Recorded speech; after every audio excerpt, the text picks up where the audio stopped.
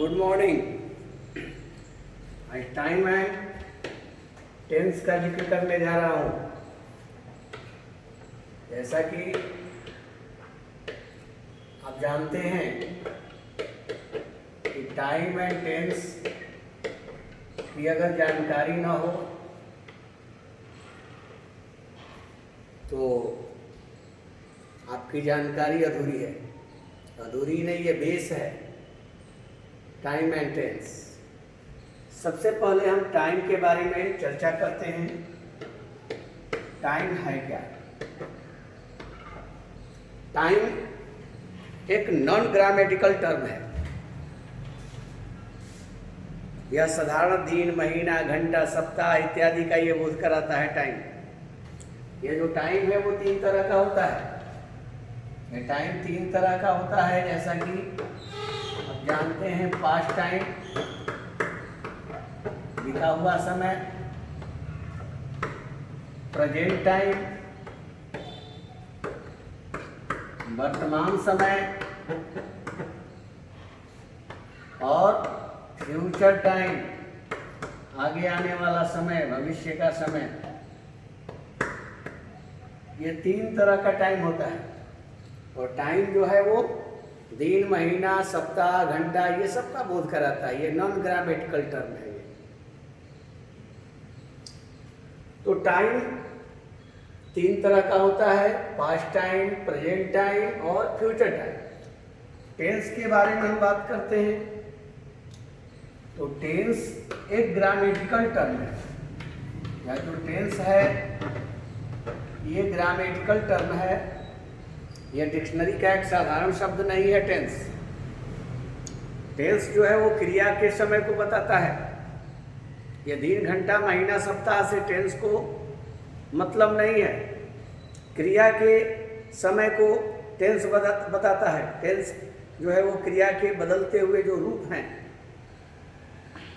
उसको बताता है। तो क्रिया के समय को बताने का काम करता है टेंस।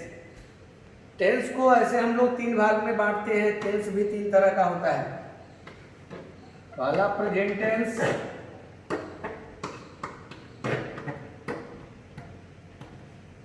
वर्तमान काल,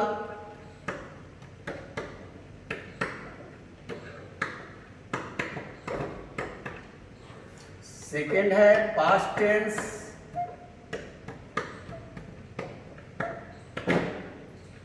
भूतकाल, और थर्ड है फ्यूचर टेंस,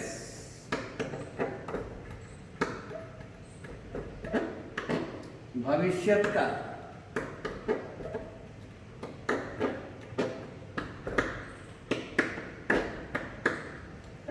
यानी जो टेंस है वो तीन तरह का होता है प्रायः। जैसा कि हम लोग ट्रेडिशनल ग्रामर में पढ़ते आ रहे हैं कि टेंस कितने तरह का, तो टेंस तीन तरह का। यानी टेंस किसके समय को बताता है? तो वर्ब के, क्रिया के समय को टेंस बताता है। क्रिया के जो बदलता हुआ रूप है उससे टेंस का संबंध है। टेंस तीन तरह का हुआ: प्रेजेंट टेंस, पास्ट टेंस और फ्यूचर टेंस। लेकिन वर्तमान में कुछ ऐसे ग्रामेरियंस हुए हैं जो कहते हैं कि टेंस दो ही प्रकार के होते हैं। जैसे हम नाम लेते हैं रैंडोल्फ क्विर्क का।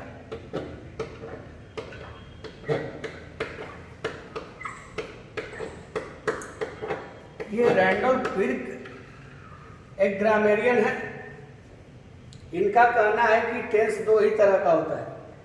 टेंस के दो ही प्रकार हैं। ये कहते हैं कि एक प्रेजेंट टेंस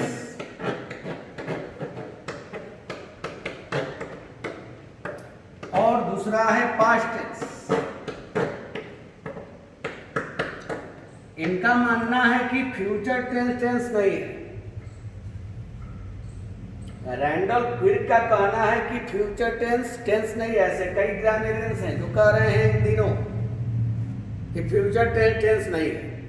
अब सवाल उठता है कि जिस टेंस को हम लोग कहते आए हैं, बचपन से पढ़ते आए हैं, सुनते आए हैं कि टेंस तीन तरह का होता है: प्रेजेंट टेंस, पास्ट टेंस और फ्यूचर टेंस। अचानक कुछ नए जो मॉडर्न ग्रामेरियंस हैं वो कहते हैं कि टेंस दो ही तरह के होते हैं, प्रेजेंट टेंस और पास्ट टेंस। आखिर ये ऐसा क्यों कहते हैं? हमने अभी ऊपर कहा कि टेंस का जो संबंध है वो क्रिया के बदलते हुए रूप से है। क्रिया के यानी वर्ब के टाइम को ही बताने का काम टेंस करता है। तो सबसे पहले जरा हम वर्ब के रूप को, वर्ब के फॉर्म पर हम प्रकाश डालें। जैसा कि हम जानते हैं कि वर्ब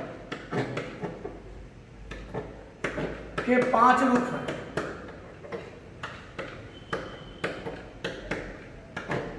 वर्ब अपने 5 फॉर्म्स में मिलता है, 5 रूपों में मिलता है, छठवां रूप नहीं होता है वर्ब का। वर्ब के 5 रूप हैं। जैसा कि आप जानते हैं, पहला जो रूप है जिसको वर्ब 1 कहते हैं, ये वर्ब 1 यानी प्रेजेंट फॉर्म,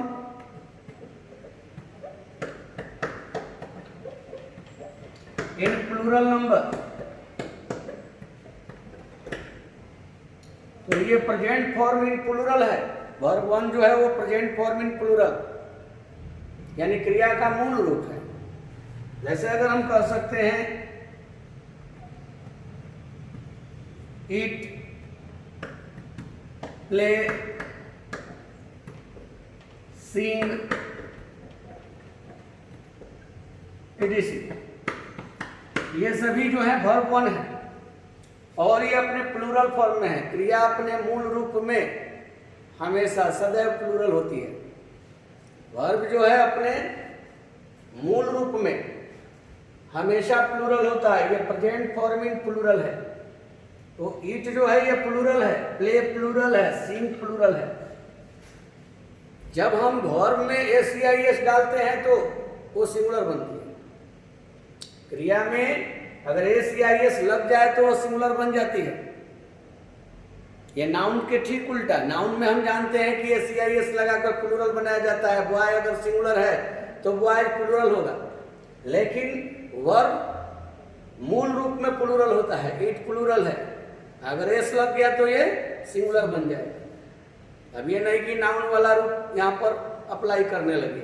नाउन में एस लगता है तो प्लूरल बनता है, लेकिन वर्ब में एस लगेगा तो प्राय वो सिंगुलर बनता है। तो ईट सिंगुलर है या प्लूरल? तो ईट प्लूरल है क्योंकि ये वर्ब 1 है, present form in plural. Second,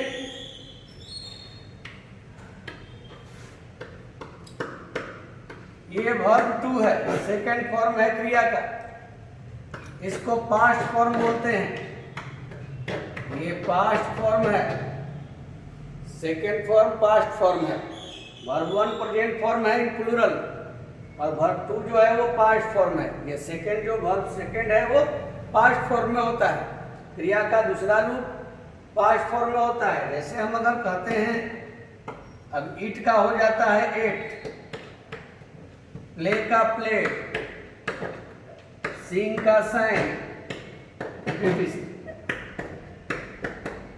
ये सेकेंड फॉर्म है। अब ये जो थर्ड फॉर्म है क्रिया का, वर्ब 3, जो थर्ड फॉर्म है इसको हम बोलते हैं past participle form. Past participle form बोलते हैं इसको। क्रिया का जो थर्ड फॉर्म है वो पास्ट पार्टिसिपल फॉर्म है। जैसे अगर हम कहते हैं ईट का ईटेन होता है, प्ले का प्लेड ही होता है और सिंग sang संग होता है, etc। तो ये क्रिया का थर्ड फॉर्म है जिसको हम पास्ट पार्टिसिपल फॉर्म बोलते हैं। अब वर्ब का जो फोर्थ फॉर्म है, चौथा जो रूप है, वर्ब 4, इसको बोलते हैं प्रेजेंट पार्टिसिपल फॉर्म। ये प्रेजेंट पार्टिसिपल फॉर्म है। तो प्रेजेंट पार्टिसिपल फॉर्म ये वर्ब 1 में ing लगाने से बनता है। क्रिया के मूल रूप में वर्ब 1 में जब हम ing, जैसे ईट है, और ईट में हमने लगा दिया ING, ये वर्ब 4 हो गया, ये प्रेजेंट पार्टिसिपल फॉर्म हो गया। अगर हम प्ले में लगा दिए ING मूल रूप में तो प्लेइंग वर्ब 4 हो गया। सिंग में लगा दिए सिंगिंग वर्ब 4 हो गया etc। यानी मूल वर्ब में वर्ब 1 में ING लगाने से प्रेजेंट पार्टिसिपल फॉर्म बनता है, वर्ब 4 बनता है। अब वर्ब जो है फिफ्थ है यानी पांचवा, वर्ब 5, इसको हम बोलते हैं प्रेजेंट फॉर्म इन सिंगुलर। प्रेजेंट फॉर्म इन सिंगुलर फॉर्म में है ये जैसा कि मैंने कहा कि वर्ब 1 प्लूरल फॉर्म है। ये वर्ब 1 जो है वो प्लूरल फॉर्म में, क्रिया अपने मूल रूप में प्लूरल होती है और जब हम उसमें एस या एस लगाते हैं तो वो सिंगुलर बन जाती है क्रिया। तो अगर मूल फॉर्म है ईट और इस ईट में हम एस लगा दिए, ईट्स हो गया, तो ये प्लूरल से सिंगुलर हो गया। ईट प्लूरल फॉर्म और एस लगा दिए तो ये सिंगुलर फॉर्म हो गया। यानी नाउन में अगर यही नाउन रहता तो प्लूरल बन जाता, लेकिन वर्ब है तो सिंगुलर बनेगा। अब प्ले है तो ये प्ले प्लूरल फॉर्म है, लेकिन एस लगा दिए तो ये प्रेजेंट फॉर्म में सिंगुलर हो गया, सिंगुलर रूप में हो गया। वर्ब फिफ्थ है ये, यानी वर्ब 5 है। सिंग का सिंग्स होगा etc। तो क्रिया अपने 5 फॉर्म्स में 5 रूपों में मिलती है, verb 1, verb 2, verb 3, verb 4, verb 5। जैसा कि फिर से हम आपको दिखा दें कि वर्ब 1 जो है वो प्रेजेंट फॉर्म इन प्लूरल है, वर्ब 2 जिसको बोलेंगे वो पास्ट फॉर्म है, पास्ट फॉर्म है, वर्ब 3 पास्ट पार्टिसिपल फॉर्म है, वर्ब 4 प्रेजेंट पार्टिसिपल फॉर्म है और वर्ब 5 प्रेजेंट फॉर्म इन सिंगुलर है। क्या क्रिया का कहीं कोई फ्यूचर फॉर्म आपने देखा? क्रिया ही 5 रूपों में होती है, छठवां रूप तो क्रिया का होता नहीं है। तो जब छठवां रूप होता नहीं है तो कहीं आपने कहीं फ्यूचर फॉर्म देखा? नहीं। ये present form in plural present है, ये पास्ट फॉर्म है, ये past participle form past form हो गया, ये प्रेजेंट पार्टिसिपल फॉर्म ये भी प्रेजेंट है और ये प्रेजेंट फॉर्म इन सिंगुलर ये भी प्रेजेंट है। तो क्रिया के बदलता हुआ रूप से ही टेंस का संबंध है। क्रिया के बदलते हुए रूप को ही the changing forms of verb यही तो टेंस है। और कहीं हम देख रहे हैं कि क्रिया का बदलता हुआ रूप में फ्यूचर फॉर्म नहीं है।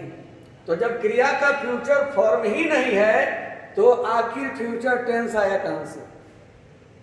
ये मॉडर्न ग्रामेरियंस का सवाल करना वाजिब है। ये मॉडर्न ग्रामेरियन सवाल जो कर रहे हैं, कह रहे हैं कि फ्यूचर टेंस टेंस नहीं है। क्यों? इसलिए कह रहे हैं कि क्रिया के जब बदलते हुए रूपों से ही टेंस का संबंध है। क्रिया के समय को ही, क्रिया के रूप को ही हम टेंस कहते हैं। तो ऐसी स्थिति में क्रिया का तो केवल हम देख रहे हैं कि ये 5 रूपों में से या तो वो प्रेजेंट फॉर्म में है, नहीं तो वो पास्ट फॉर्म में है। फ्यूचर तो फॉर्म ही नहीं है क्रिया का, तो फिर फ्यूचर टेंस कहां से आया? यानी रैंडल क्विक का कहना कि फ्यूचर टेंस टेंस नहीं है, ये 100% सही है। फिर भी हम लोग ट्रेडिशनल ग्रामर के अनुसार टेंस के 3 प्रकार पढ़ते हैं और वो टेंस के 3 ही प्रकार हम लोग लेकर चलते हैं, प्रेजेंट टेंस, पास्ट टेंस और फ्यूचर टेंस। यानी प्रेजेंट फॉर्म के ही वर्ब से हम फ्यूचर टेंस को इंडिकेट करते हैं, इंगित करते हैं, मार्क करते हैं। आपका सवाल ये हो सकता है कि तब सैल व्हील क्या है? देखिए ये सैल और जो व्हील है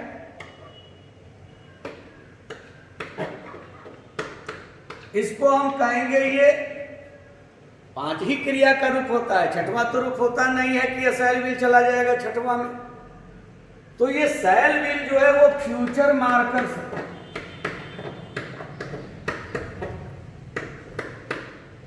फ्यूचर मार्कर्स हैं, फ्यूचर को मार्क करते हैं, इनके आ जाने से पता चल जाता है कि वो फ्यूचर है।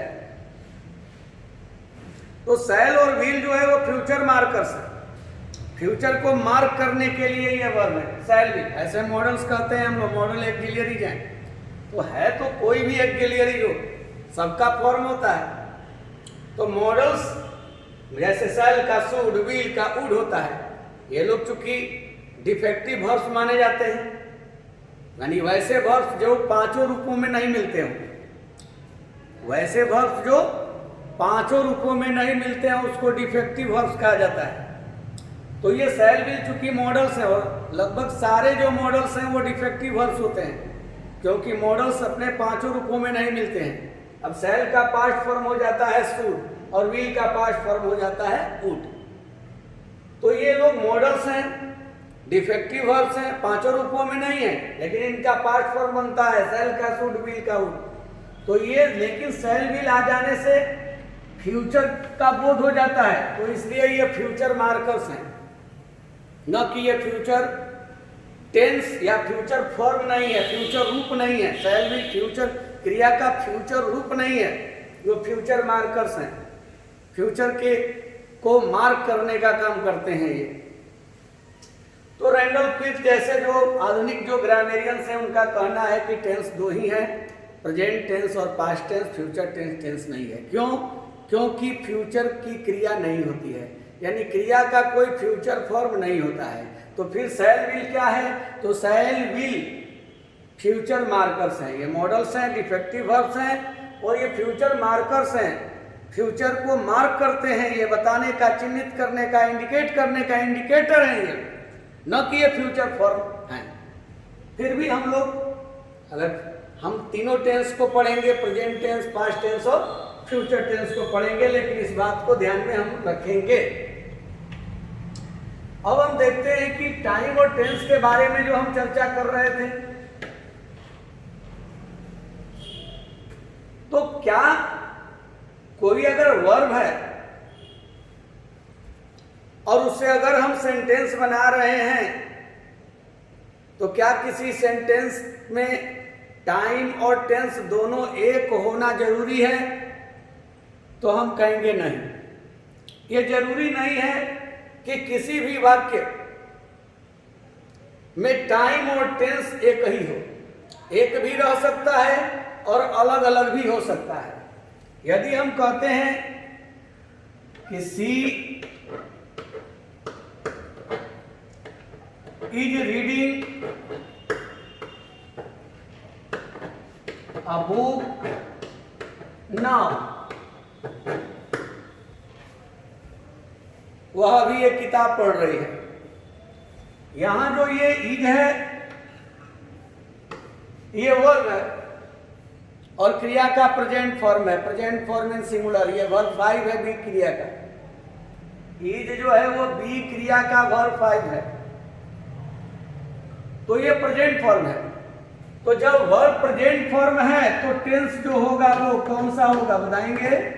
प्रेजेंट होगा, क्योंकि क्रिया का रूप ही तय करेगा कि टेंस कौन है। तो क्रिया अगर प्रेजेंट फॉर्म में है तो टेंस प्रेजेंट होगा, लेकिन टाइम दिन, महीना, घंटा, सप्ताह, ये जो है वो टाइम का बोध कराता है। तो वह किताब अभी पढ़ रही है, अभी यानी वर्तमान में, तो ऐसी स्थिति में इसका टाइम भी जो है वो प्रेजेंट है। हमने देखा इस सेंटेंस का she is reading a book now में, इस नाउ ने तय किया टाइम और इस इज ने तय किया टेंस, और हमने देखा कि इसका टेंस और टाइम दोनों प्रेजेंट है। लेकिन ये जरूरी नहीं कि हमेशा प्रेजेंट ही रहेंगे। अब जैसे हम कहते हैं कि he is two by a car,